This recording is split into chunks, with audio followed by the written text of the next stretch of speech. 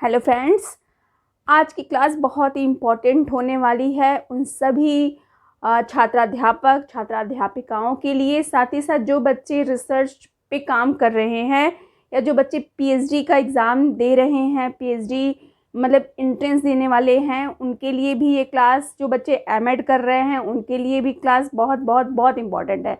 तो वीडियो को पूरा देखिए और समझिए, अच्छा लगे तो लाइक कीजिए और लोगों तक शेयर कीजिए ताकि उनको भी इस विषय की जानकारी बहुत ही आसानी तरीके से प्राप्त हो सके। तो चलिए स्टार्ट करते हैं बिना टाइम वेस्ट किए। तो देखिए, कल हमने जो क्लास लिया था वो हमारा टॉपिक क्या था?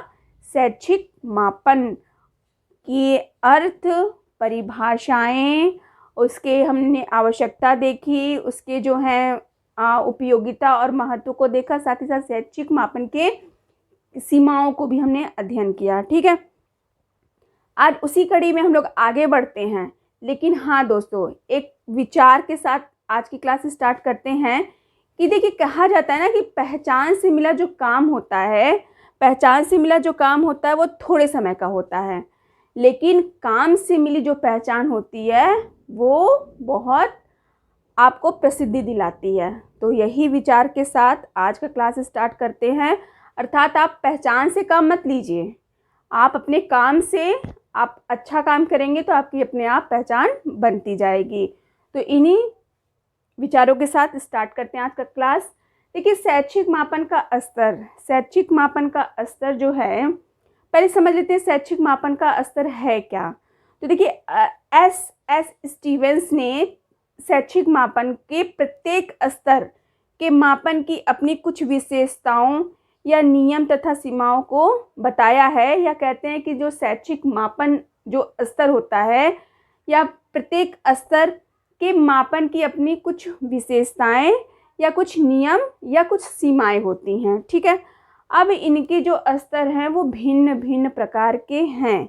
यहाँ पे हम 4 मुख्य स्तर देखेंगे शैक्षिक मापन स्तर के। पहला जो हमारा स्तर है नामित स्तर, ठीक है, दूसरा हमारा स्तर है क्रमित स्तर, और तीसरा हमारा अंतरित स्तर, और चौथा है अनुपातिक स्तर। ठीक है, तो देखिए, हम लोग ये चारों प्रमुख स्तरों को एक एक करके बहुत ही कह सकते हैं कि अच्छे तरीके से, साधारण तरीके से और विथ उदाहरण, मतलब विथ एग्जाम्पल हम लोग देखेंगे तो चीज़ें हमें आराम से समझ में आ जाएंगी। ठीक है, तो देखिए, नामित स्तर को पहले देख लेते हैं कि नामित स्तर से क्या तात्पर्य है, जिसको हम लोग इंग्लिश में नॉमिनल लेवल कहते हैं। नॉमिनल लेवल से क्या तात्पर्य है? देखिए, नामित स्तर जो है गुण और विशेषता के नाम पर क्या होता है? आधारित होता है। नामित स्तर जो है गुण और विशेषता के नाम पर आधारित होता है। इसमें जो है सबसे, ये जो नामित स्तर है सबसे कम परिमार्जित स्तर का मापन करता है। ठीक है, जो परिमार्जित स्तर होता है इसका, ये सबसे कम होता है। तो जैसे कि बताया कि गुण और विशेषता के नाम के आधार पर क्या होता है, ये आधारित होता है। इसीलिए हम क्या कह सकते हैं, इसे गुणात्मक मापन भी कहा जा सकता है। तो कभी एग्जाम में पूछता है कि गुणात्मक मापन से क्या तात्पर्य है, तो गुणात्मक मापन से तात्पर्य नामित स्तर का है। ठीक है, तो चलिए इसके आगे भी और देख लेते हैं कि जो हमारा नामित स्तर, अब इसको थोड़ा सा और अच्छे से अगर देखें तो अगर कहा जाए कि इसमें व्यक्तियों, घटनाओं या वस्तुओं को, ठीक है, जो भी व्यक्ति है, कोई भी घटना है या वस्तु है, को किसी गुण या विशेषता के आधार पर क्या किया जाता है? कोई नाम, शब्द, अंक या संकेत प्रदान किया जाता है। किसमें? नामित स्तर में। ठीक है, इनमें जो है, अब ये जो हम लोग संकेत प्रदान कर रहे हैं या नाम, कोई भी अंक या संकेत प्रदान कर रहे हैं, इनमें कोई क्रम या संबंध अंतर्निहित नहीं होता है। जरूरी नहीं है कि वो क्रम से हो या उनका कुछ अपना अंतर संबंध हो या इंटरनल रिलेशन हो, इंटरेक्ट रिलेशन हो, तो कोई ये मायने नहीं रखता है। अब ये देखिए, गुणात्मक मापन से हम समझते क्या हैं। तो गुणात्मक मापन को हम लोग देख लेते हैं कि गुणात्मक मापन क्या है। ठीक है, तो आइए देखिए, गुणात्मक मापन देख लेते हैं। तो गुणात्मक मापन से अर्थ क्या है, तो गुणात्मक मापन एक एक करके देख लेते हैं। अब देखिए गुणात्मक मापन, गुणात्मक मापन में हम क्या करते हैं, गुणात्मक मापन में क्या, जैसे कि बताया कि ना ही इसमें कोई अंक, ना ही कोई इसमें जो है संकेत आदि का क्या होता है, कोई सीक्वेंस नहीं होता है, ये क्रम वाइज नहीं होता है, या अंतर संबंध पे आधारित नहीं होता है। गुणात्मक मापन से हमारा संबंध क्या होता है कि जैसे अब आप कहेंगे गुणात्मक मापन मतलब क्या, कि मतलब कोई भी गुण, जोड़, घटाना, गुणा, भाग, इन सभी को आप क्या कहेंगे, गुणात्मक मापन। नहीं, ये गुणात्मक मापन, ये गुणात्मक मापन ये नहीं है। गुणात्मक मापन से तात्पर्य क्या है कि जैसे जो गुणात्मक मापन है वो कोई भी कह सकते हैं कि विशेषता या गुण के आधार पे आधारित होना चाहिए। अब ये गुण जो अब इसको देखिए हटा देते हैं, ये समझे ना, गुणात्मक मापन से गुणा, जोड़, घटाना, भाग नहीं है। गुणात्मक मापन के का आधार क्या होगा, गुण या विशेषता होगा। अब जैसे कि अगर मान लीजिए कोई निवास, अब निवास जो है, अब ये उदाहरण के रूप में हम आपको समझाने का प्रयास कर रहे हैं कि गुणात्मक मापन से क्या तात्पर्य है, या गुणात्मक मापन का क्या अर्थ है, या किस तरह से गुणात्मक मापन को हम मापेंगे। तो मान लीजिए कोई भी निवास के आधार पर क्या करेंगे, नागरिकों को ग्रामीण या शहरी स्तर में बांटेंगे। ठीक है, निवास के आधार पे हम व्यक्ति को किस पे, ग्रामीण है या शहरी है, उस स्तर पे हम क्या करेंगे, उनको बांट देंगे। वैसे ही विषय के आधार पे हम विद्यार्थियों को बांट देंगे। जैसे कि विषय के आधार पे, जैसे कोई बच्चा कला वर्ग का है, कोई बच्चा साइंस वर्ग का है, और कोई बच्चा वाणिज्य वर्ग का है। ठीक है, तो इस तरह से हम विद्यार्थियों को किस आधार पे नापेंगे, विषय के आधार पे मतलब कि उनको क्या करेंगे, उनका क्रम निर्धारित करेंगे या बांटेंगे। ठीक है, या हम कह सकते हैं कि लिंग के आधार पे, लिंग की भी एक अपनी विशेषता है। जैसे कि विद्यार्थियों की अपनी विशेषता क्या है, विषय के आधार पे उसको बांटा गया। निवास के स्थान पे क्या उसकी विशेषता रही कि निवास के स्थान पे बांटा गया, शहरी है कि ग्रामीण है। वैसे ही लिंग के आधार पे, तो हमने बताया निवास के आधार पे बांट दिया गया, ठीक है, कि शहरी है कि ग्रामीण है। वैसे ही बालक को बांटा गया किसके आधार पे, उसके विषय के आधार पे, 3 वर्ग में बांट दिया गया। और वैसे ही अगर लिंग के आधार पे बांटा जाए तो लिंग के आधार पे हम कह सकते हैं कि स्त्री है या पुरुष है। ठीक है, तो इस आधार पे हमारा जो है नामित स्तर क्या होता है, नामित स्तर जो है तो आइए देख लेते हैं दूसरा जो हमारा क्रमित स्तर को देख लेते हैं। ठीक है, जिसको जो है देखिए क्रमित स्तर क्या है, तो देखिए क्रमित स्तर जो है, यह क्रमित स्तर नामित मापन है ना, नामित मापन से कुछ परिमार्जित होता है। ठीक है, यह क्रमित स्तर नामित मापन स्तर का इससे ज़्यादा ही कुछ परिमार्जित होता है, या इससे विशेष परिमार्जित होता है। और कह सकते हैं कि यह मापन गुणों की मात्रा के आधार पर क्या किया जाता है, आधार पर आधारित होता है।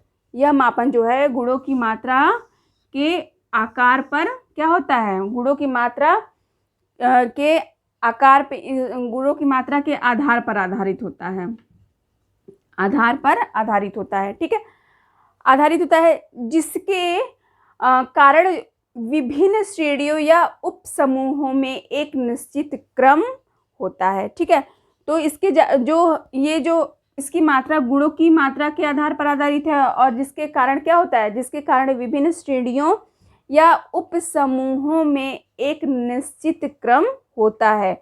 यहाँ पे क्रम की निश्चितता नहीं थी, लेकिन यहाँ पे क्या है, क्रम की निश्चितता है। अब जैसे एग्जाम्पल में देखा जाए, अगर इसको एग्जाम्पल से समझने का प्रयास किया जाए, तो जैसे विद्यार्थियों को उनकी योग्यता के आधार पर क्या किया जाता है, योग्यता के आधार पर श्रेष्ठ है, वो विद्यार्थी श्रेष्ठ है कि औसत है, या कमज़ोर है, या अनुत्तीर्ण है। तो इस आधार पे हम क्या करते हैं, उसको विभाजित करते हैं। अब विभाजित कैसे करेंगे कि मतलब वो प्रथम श्रेणी में है, या द्वितीय श्रेणी में है, या तृतीय श्रेणी में है, तो इस तरह से उसको श्रेणियों के अंतर्गत हम क्या करेंगे, विभाजित करेंगे क्रमानुगत।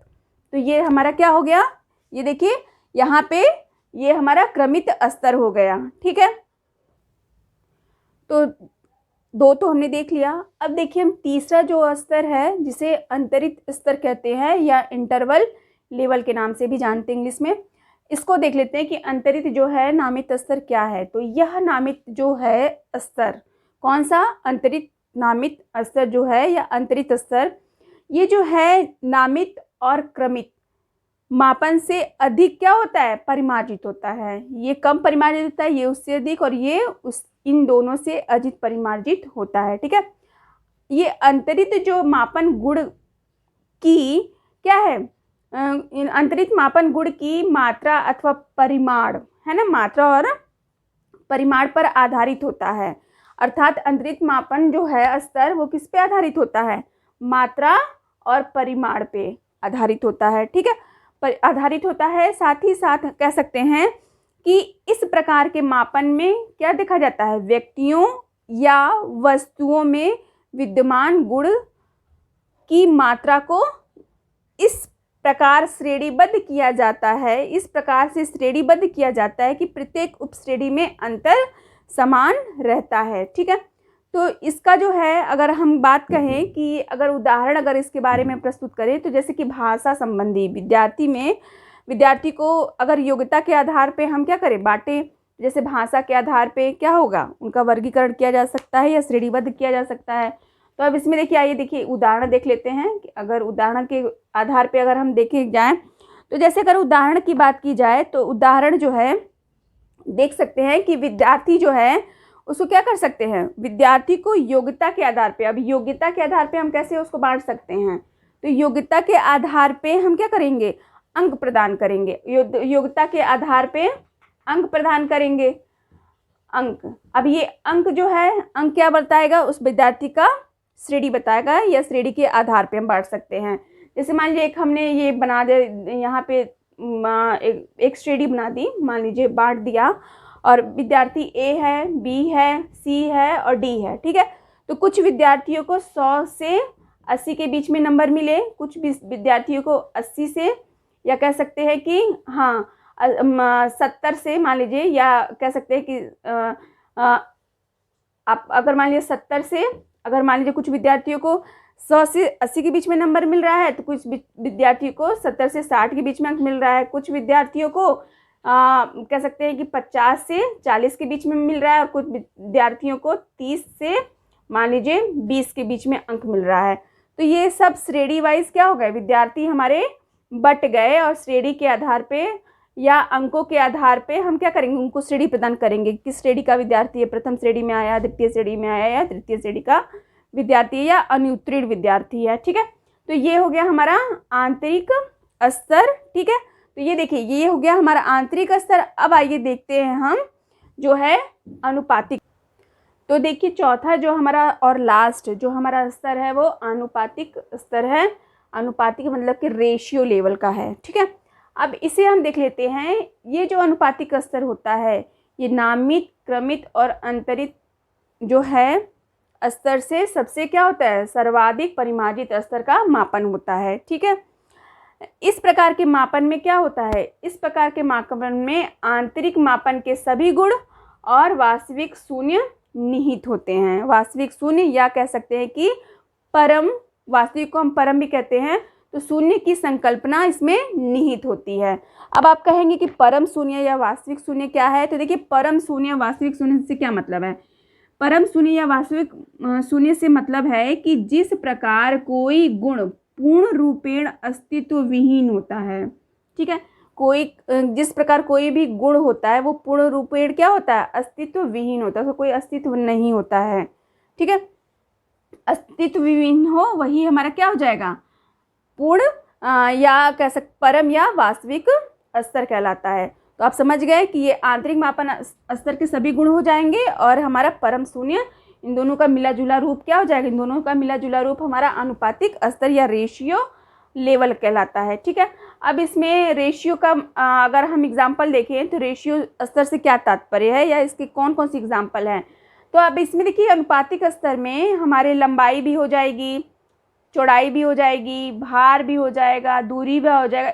इस तरह का जो मापन होता है वो रेशियो मापन स्तर के अंतर्गत आता है।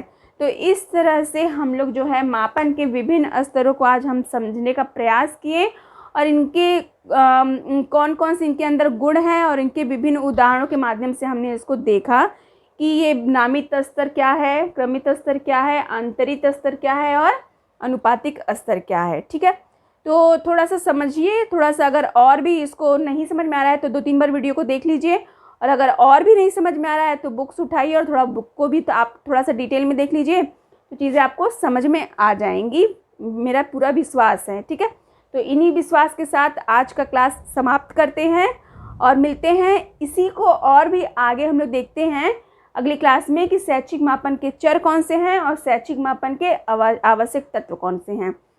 ठीक है, तो वीडियो पे बने रहें और नेक्स्ट वीडियो इन्हीं से रिलेटेड आपको मिलने वाला है। तब तक के लिए नमस्कार, धन्यवाद।